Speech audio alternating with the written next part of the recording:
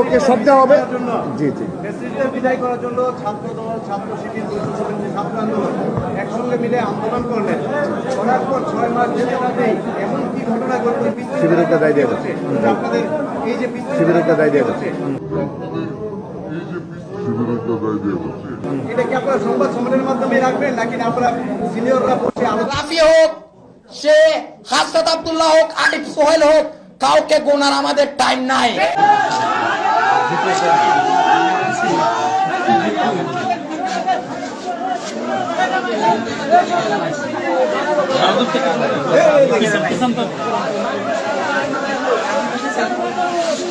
রহমতুল্লাহ।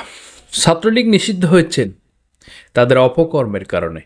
আজকে ছাত্রদল কবে নিষিদ্ধ হতে যাচ্ছে, আজকের তথ্য, কিছু চিত্র, কিছু ভিডিও আপনারা দেখেছেন এবং কিছু বিষয় আলোচনা খুবই গুরুত্বপূর্ণ মনে করছি প্রেক্ষাপট অনুযায়ী। আজকের বিষয়টি খুবই গুরুত্বপূর্ণ। সম্মানিত ভিউয়ার্স, ছাত্রদল গত কালকে কুয়েট বিশ্ববিদ্যালয়, কুয়েট ইউনিভার্সিটিতে যে ঘটনা ঘটেছে প্রকৌশলী বিশ্ববিদ্যালয়ে, সেখানে কিন্তু গুরুতর অপরাধ করেছে ছাত্রদল। ছাত্রদল অপরাধ করার পরে ঠিক তেমনি ছাত্রলীগ যেভাবে প্রোপাগান্ডা, মিথ্যা, অপবাদ এবং অপদস্থ করার চেষ্টা করত ছাত্র শিবিরকে নিয়ে, ঠিক তেমনি ছাত্রদল সেই একই কাজ করেছে এবং শুধু একই কাজ করে নাই, তার চেয়ে একটু বেশি করেছেন। আমরা যে বিষয়টি আজকে উপস্থাপন করব, সারা রাতভর বা সব সময় ধরে ছাত্রদল তারা ছাত্র শিবিরকে জড়িয়ে যত রকম মিথ্যাচার, যত রকম মিথ্যা অপবাদ, যত মিথ্যা রটানো যায়, মিথ্যার সাথে জড়ানো যায়, সংশ্লিষ্ট করা যায়, সে ব্যাপারে তারা নিজ উদ্যোগে এবং তারা অফিসিয়ালিভাবে, official Facebook page, YouTube page, তারা এই কাজগুলো করেছেন। ঠিক তেমনি 17 বছর ধরে ছাত্রলীগ ছাত্র শিবিরকে নিয়ে যত রকম প্রোপাগান্ডা চালিয়েছে, অপবাদ দিয়েছে, মিথ্যা তহমত দিয়েছে, মিথ্যার উপরে দাঁড়িয়ে তারা যে কাজগুলো করেছেন, আজকে সর্বশেষ সেই ছাত্রলীগকে বহিষ্কার করা হয়েছে, নিষিদ্ধ হয়েছেন। এবং সর্বশেষ গণ অভ্যুত্থানের কিছু আগে প্রত্যেক ব্যক্তি, প্রত্যেক ছাত্র সমাজ তারা বলছিল তুমি কে, আমি কে, রাজাকার রাজাকার। আজকে সেই একই অবস্থায় চলে যাচ্ছে ছাত্রদল এবং ছাত্রলীগ নিষিদ্ধ হয়েছেন। তাহলে ছাত্রদল কবে নিষিদ্ধ হতে যাচ্ছে? গতকালকে আব্দুল হান্নান মাসুদ বলেছেন ছাত্রদল যে কাজগুলো করেছেন তাদের রাজনীতির কবর রচনা করেছেন। হাসনাত আব্দুল্লাহ ঠিক তেমনিভাবে বেশ কিছু কথা বলেছেন। আজকে বাংলাদেশের পরিস্থিতি, বাংলাদেশের কোনো রাজনৈতিক দল ক্ষমতায় নেই। ছাত্রদল ভেবেই নিয়েছে আগামীতে তারা ক্ষমতায় আসতেছে, যার কারণে আজকে যত রকম অপকর্ম, অবলীলাই করা যাবে, নৃশংস হত্যা করা যাবে, হত্যায় জড়ানো যাবে, সেগুলো কোনো ব্যাপার না, ডাজ নট ম্যাটার। এটা আসলে তাদের কাছে কোনো ব্যাপার না। বাংলাদেশের গণ অভ্যুত্থানের পরে, বাংলাদেশের দ্বিতীয় স্বাধীনতার পরে যদি এই ব্যাপারটিকে মনে করে এবং শিবির ট্যাগ দিয়ে শাহবাগী রূপ নিয়ে যদি সেই কাজগুলো করতে থাকে, আগামী রাজনীতিতে ছাত্রদল নিষিদ্ধ হতে যাচ্ছে খুবই দ্রুত। বাংলাদেশ একটি শান্তি শৃঙ্খলাময়, একটি সুন্দর সবুজ সার্বভৌমত্ব রাষ্ট্রভূমি, যে রাষ্ট্রতে আছে সুজলা সুফলা, সবুজ ভরা মাঠ, গোয়াল ভরা গরু এবং আমরা যে অবস্থায় চলি মাছে ভাতে বাঙালি, যেটাকে এখন একটু ডাউন হয়ে গিয়েছে, কিন্তু বাংলাদেশ বাঙালি আমরা, আমাদের গৌরব, আমাদের ইতিহাস, আমাদের ঐতিহ্য একটি স্থানে আছে এবং সেটা সম্মানজনক স্থান।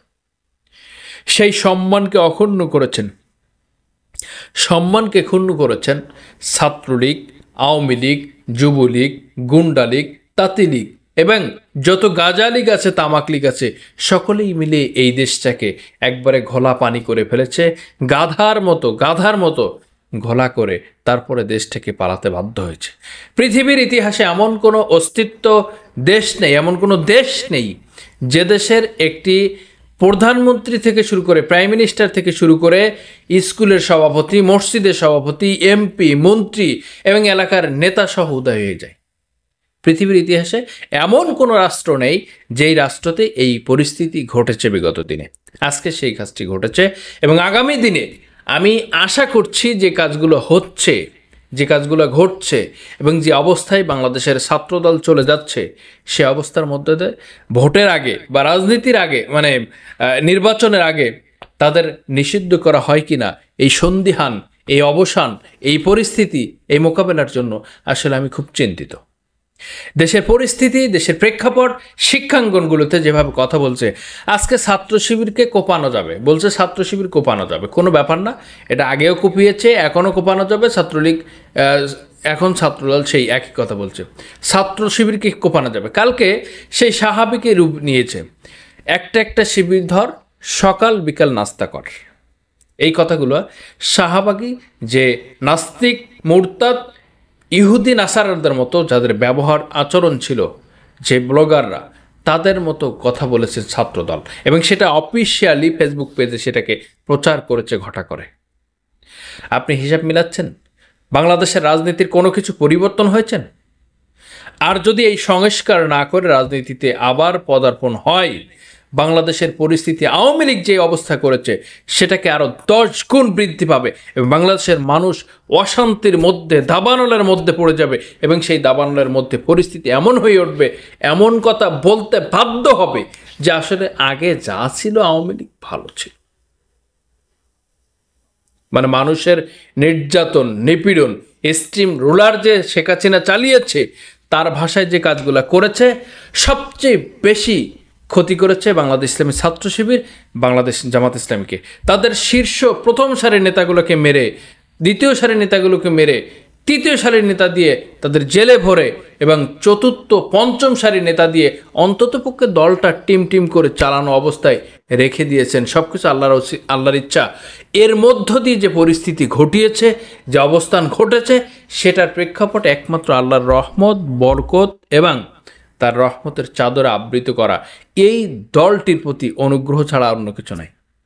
কারণ যেভাবে তাদের গ্রাম থেকে তৃণমূল পর্যন্ত মানে একবারে প্রধান কেন্দ্র থেকে তৃণমূল পর্যন্ত যেভাবে তাদের অফিস তালাবদ্ধ করা হয়েছে, সিলগালা করা হয়েছে এবং তাদের প্রত্যেকটি স্পেসকে বন্ধ করে দিয়েছে, আজকে তারা বাংলাদেশের সবচেয়ে সরব এবং রাজনৈতিক পরিচয় নিয়ে মাঠে আছে, যাদের আদর্শ কোরআন এবং রসুলের সুন্নাহ অনুযায়ী জীবন বাস্তবায়ন করার জন্য, এ জীবন কোরআনের জন্য, এ মরণ কোরআনের জন্য এবং এই সবকিছুকে কুরবানি করে একমাত্র আল্লাহর রাহে জীবন দেওয়ার জন্য প্রস্তুত একটি মাত্র দল, সেটা হচ্ছে বাংলাদেশ জামাত ইসলামী।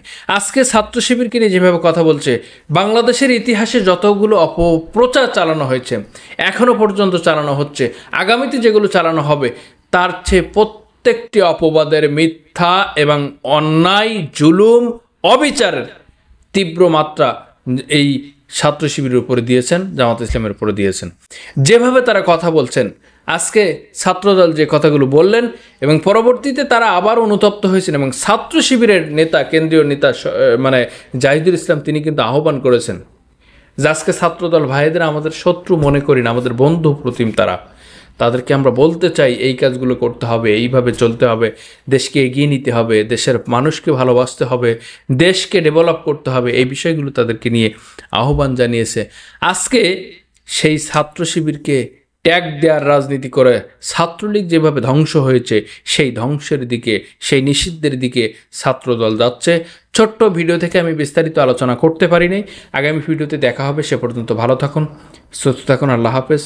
আসসালামু আলাইকুম রহমতুল্লাহি ওয়া বারাকাতুহু।